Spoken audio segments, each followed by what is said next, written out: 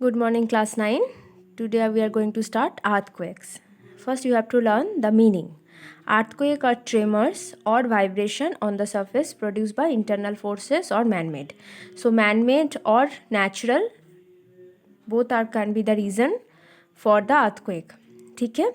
Earthquake result from sudden movement of earth crust along lines of weakness. तो earth crust का suddenly movement, किसी भी तरह का हलचल अगर क्रस्ट में होता है तो हम लोग सरफेस में अर्थक्वेक्स को फील कर सकते हैं एज अ वाइब्रेशन और tremors. Okay, now underline the definition, that is geographical definition.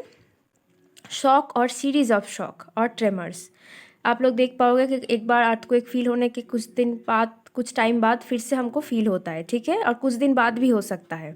तो शॉक और सीरीज ऑफ शॉक और tremors due to sudden movement of crustal rock generated at a point known as the hypocenter or seismic focus within the crust and mantle. Underline.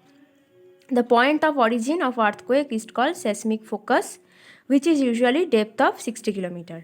तो generally 60 kilometre depth में naturally होता है जिस point से earthquake start हो रहा है, that is called seismic focus. ठीक है, और उस पॉइंट से एकदम वर्टिकली ऊपर जो जगह आएगा सरफेस में, दैट इज एपिसेंटर. तो the earth surface vertically the seismic focus is called epicentre, that point.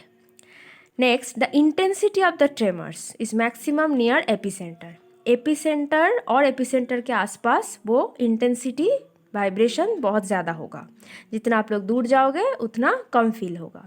लेकिन अगर ये हाइपोसेंटर सरफेस से पास होगा, यहाँ के जगह अगर यहाँ पे हो रहा है, तो हम लोग सरफेस में तो बहुत ज़्यादा और एपिसेंटर से दूर तक ये फील हो सकता है. ठीक है.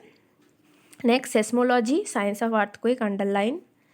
The passage of earthquake waves generated by an earthquake recorded by instrument call seismograph. Underline करो, सेस्मोग्राफ से हम अर्थक्वेक को मेजर कर सकते हैं. The passage of earthquake waves recorded by graph indicating the intensity of the waves and it's time of passage. ठीक है. Next, the epicentre of the earthquake is fixed from records of seismograph station. Intensity of earthquake major कर सकते हैं Richter scale से, वो 0 to 9 होता है और उससे भी ज़्यादा होता है.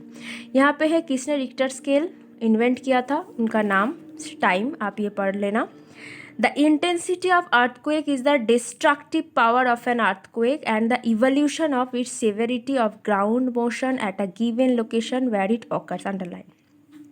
सी, द इंटेंसिटी ऑफ अर्थक्वेक कितना ज़्यादा इंटेंस था, कितना उसका कितना ज़्यादा डिस्ट्रक्टिव था, कितना वो कैजुअलिटी कर सकता था, वो generally earthquake and the evolution of its severity of ground motion at a given location where it occurs. जहाँ पे अर्थक्वेक हुआ है वहाँ पे हमको इंटेंसिटी ऑफ अर्थक्वेक समझना पड़ेगा कि उसका डिस्ट्रक्टिव पावर कितना था उस अर्थक्वेक का. ठीक है, कितना सीवियर था.